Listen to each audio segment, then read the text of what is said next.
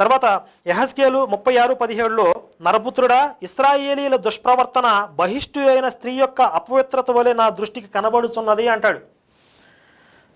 చాలా చోట్ల ఇశ్రాయేలీలు వేరే దేవతలను ఆరాధించడానికి వ్యభిచారంతో పూల్చిన యెహోవా ఇక్కడ మాత్రం బహిష్టు అయిన స్త్రీతో పోలుస్తూ అపవిత్రత అనే పదం వాడాడు. ఆయనకి మొదటి నుండి స్త్రీ అంటే నీచమైన భావనే. ఇక్కడ ఇశ్రాయేలీని తిట్టడానికి బహిష్టు అయిన స్త్రీని ఉపమానంగా చెప్తూ అలాంటి అపవిత్రత కలిగి ఉన్నారు మీరు అని చెప్పి వాళ్ళని తిట్టాడు.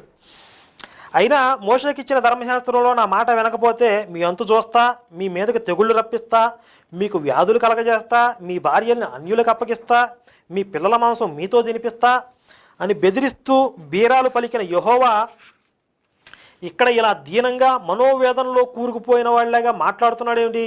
మోషేకి చెప్పినట్టు ఆ ధర్మశాస్త్రాన్ని అమలు చేయొచ్చు కదా. మోషే మాటల్లో ఉన్న ఆ దర్పం కాఠిన్యం ఏమయ్యాయి?